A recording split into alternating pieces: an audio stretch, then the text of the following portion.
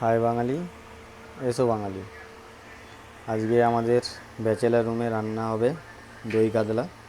তো প্রথমে মাছটাকে ধুয়ে ভালো করে নুন হলুদ মাখিয়ে রেখেছি। এবার কড়াতে পরিমাণ মতো তেল দিয়ে দেব। হালকা করে ভাজা হয়ে গেছে, মাছগুলোকে উল্টে দিলাম। এবার আরেকটু ভাজা হবে, তারপরে মাছটাকে নামিয়ে নেব। মাছগুলো ভাজা হতে হতে ততক্ষণ আমি গ্লাসের মধ্যে একটু কাজু আর একটু পোস্ত ভিজিয়ে রাখছি, দিয়ে এটাকে বাটবো।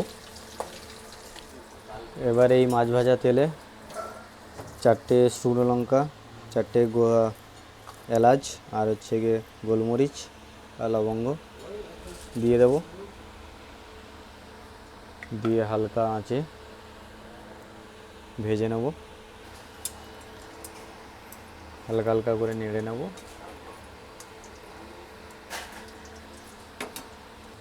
নাড়া হয়ে গেলে এই বাটা পেঁয়াজগুলো এগুলোকে দিয়ে দেবো। পেঁয়াজটা ভাজা ভাজা হয়ে এসছে। এবার হচ্ছে গিয়ে আদা বাটাটা দিয়ে দেবো।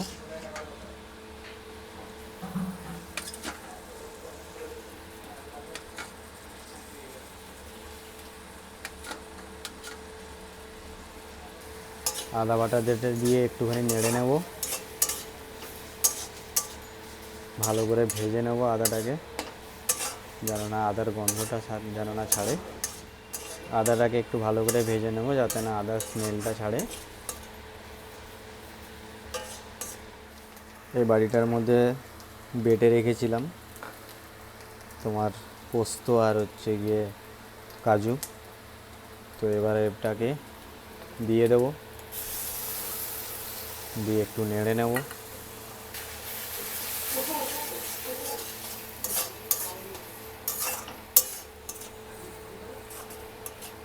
লাল লাল হয়ে আসছে। তো এখন এখানে দইটাকে ফেটে রেখেছি, একটু ভালো করে ফেটে নেব দইটাকে। যদি দানা দানা থেকে যায় তাহলে হচ্ছে দইটা কেটে যাওয়ার সম্ভাবনা বেশি থাকে। সেই জন্য ভালো করে ফেটে নেওয়া হয়ে গেলে তারপরে দইটাকে দিয়ে দেবো। এবার দইটাকে দিয়ে দেবো।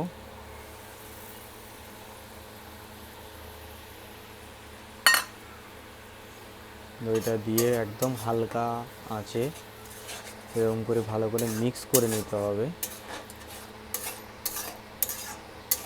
মিক্স হওয়ার পরে হালকা একটু জল দেবো আর একটু লবণ দেবো। এবার একটুখানি দিয়ে দেবো জিরে পাউডার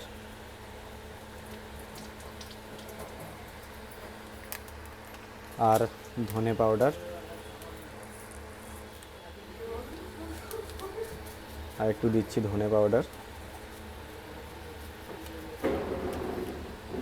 তোমরা চাইলে একটু কাশ্মীরি লঙ্কা গুঁড়ো দিতেও পারো বা নাও দিতে পারো। কালারটা আনার জন্য আমি এখন দিচ্ছি একটু কাশ্মীরি লঙ্কা গুঁড়ো, যাতে একটু হালকা লাল গোছের লাগে। এবার পরিমাণ মতো জল দেব, জল দিয়ে আর গ্যাসটাকে একটু হালকা লো করে রাখবো যাতে না এটা পুড়ে যায়।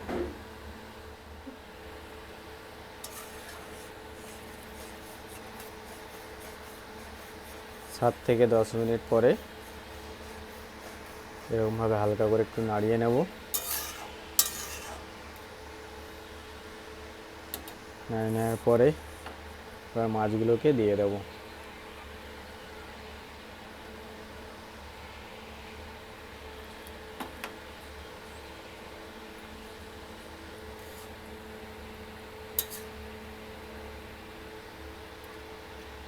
মাছগুলোকে ভালো করে গ্রেভির মধ্যে ডুবিয়ে নেব যাতে মাছগুলোর ভেতরে গ্রেভিটা ভালো করে যায়।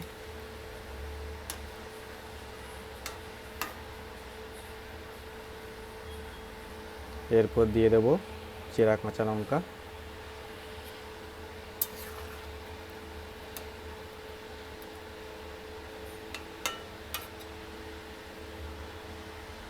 এরপরে 5 মিনিটের জন্য ঢাকা দিয়ে দেবো হালকা আঁচে। দই কাতলাটা দেখতে কিন্তু খুব সুন্দর হয়েছে। এটা আমাদের ব্যাচেলারে দই কাতলা রেসিপি। তো ভিডিওটি যদি ভালো লেগে থাকে, like, comment, share and subscribe.